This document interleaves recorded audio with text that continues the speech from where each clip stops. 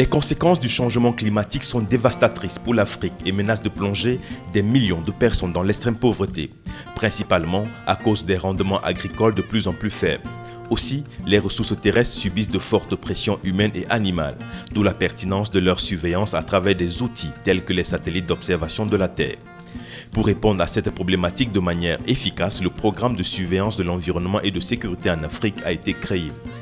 Le programme de surveillance de l'environnement et la sécurité en Afrique, MESA, est une initiative de l'Union africaine à travers les communautés économiques, notamment la CEDEAO, la CEMAC.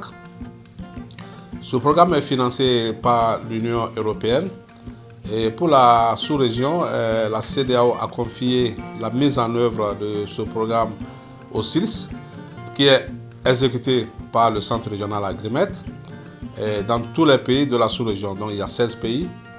Et compte tenu de la priorité de la CEDEAO, la thématique qui a été retenue, c'est la maîtrise de l'eau pour la gestion de l'agriculture et de l'élevage.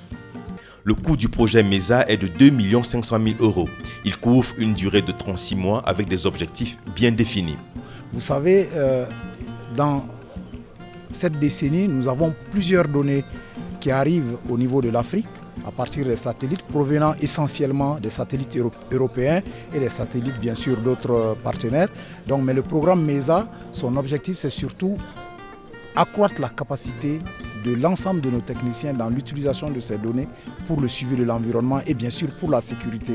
Qu'est-ce que nous entendons par sécurité? C'est protéger nos populations contre les différents dangers extrêmes comme les inondations, les feux de brousse, etc.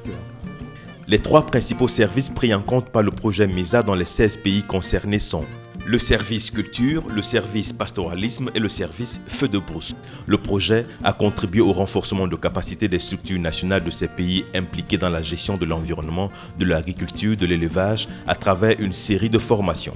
Nous avons eu à quand même subir une formation. Nous avons eu à travailler sur les produits MESA. Aujourd'hui, s'il y a une zone de pâturage, ou en tout cas il y a une zone qui est en manque de pâturage, aujourd'hui avec ces outils du MESA, on peut quand même les découvrir, constater que telle zone est en déficit et telle autre ne l'est pas, pour pouvoir orienter par exemple sur le plan de l'élevage les éleveurs.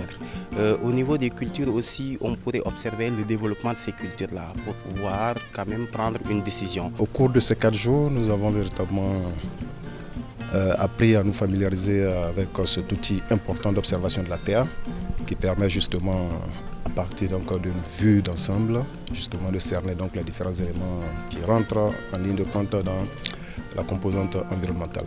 Il s'agit pour nous, en tant que pays sous-développé, pays de la CEDEAO notamment, à vocation purement agricole, de savoir exactement ce que ces outils peuvent nous permettre justement de prendre comme décision en vue justement d'assurer les services au profit de nos différents États dans le but donc de la sécurité alimentaire.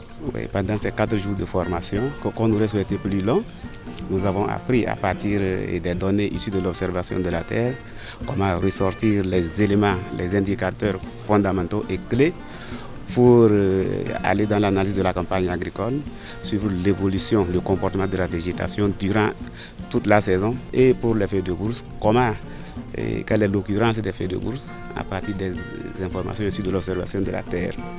Et donc voir quels sont les points, les anomalies qu'on peut observer, que ce soit des anomalies positives ou négatives, et quelles sont les implications. Et tout ceci pour aboutir à un bulletin vraiment allégé d'informations aux décideurs pour une prise de décision.